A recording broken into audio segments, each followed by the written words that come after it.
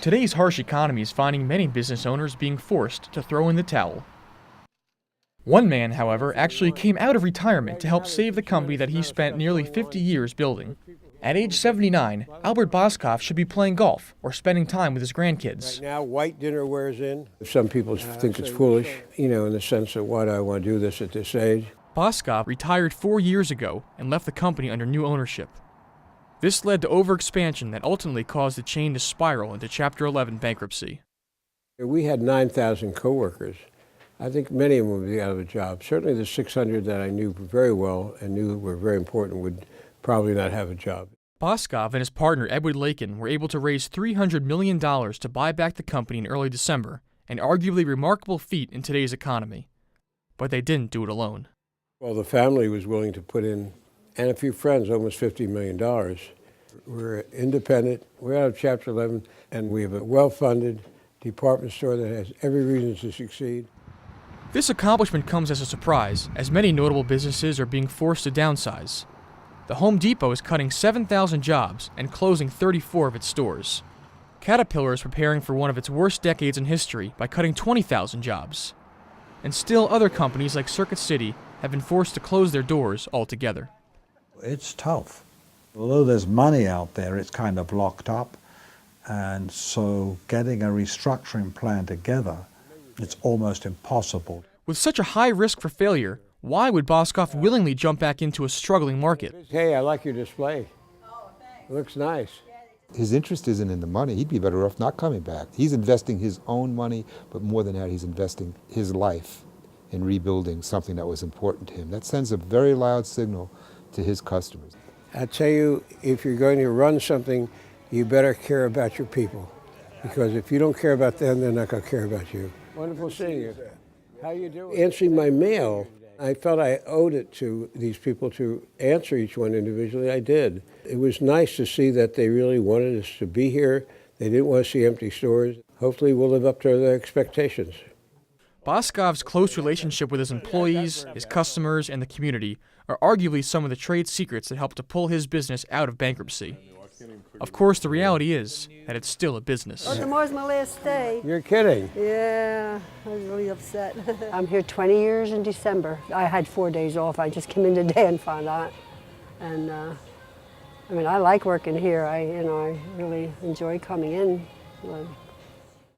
I think the fact that we're in a recession makes it more difficult. We'll be going into February, it's a tougher month, but the December, January, which will be our financial year this year, will be profitable, and then we have to prove that in a recession that we can run a successful store for 12 months rather than 2 months.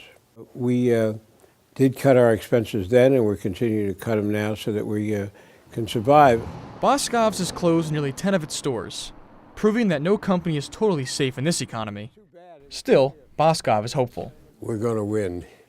The question still remains, will Boskoff's celebrated return be enough to keep the chain afloat, or will its doors finally be forced to close for good?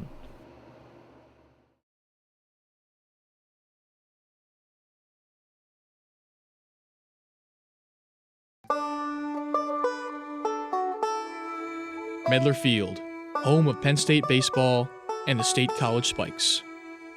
Completed in 2006, Medlar Field is certainly an attractive venue for one of America's most exciting pastimes. But this brand new $25 million facility is more than just another piece of architectural eye candy on the face of Penn State.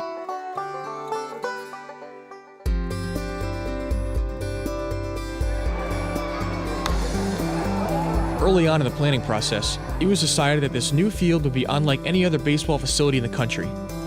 Medlar Field was to be environmentally friendly.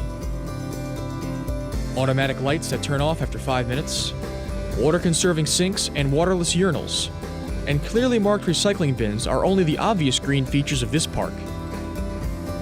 Medlar Field also reuses non-bathroom water for things like irrigation. 76% of construction waste was diverted for recycling, and shared parking with other Penn State sports facilities meant no need to waste energy constructing a new lot. The list goes on and on.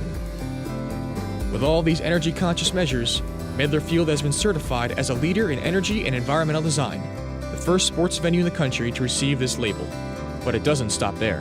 we also have a responsibility to help educate the public, and we have a fantastic facility and a sport that lends itself to helping educate the public. And so this past season we had 3 Going Green Nights, where we partnered with various university agencies, state agencies, and local organizations to help promote energy conservation, things that just the general public can do not only at home but in the workplace to be more energy minded.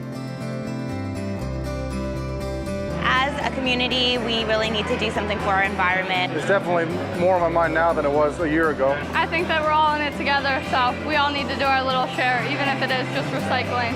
If I can recycle, I do. If there's the opportunity there, I will, and I think a lot of people feel that way as well. And there's no way that we can keep acting the way we are now. If things are just getting worse every day, then years and years it's just going to be out of control.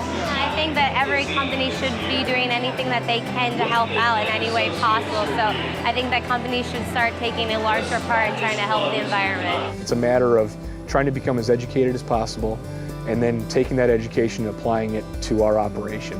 And so we're not going to stop until we become as environmentally sustainable as we possibly can with this facility.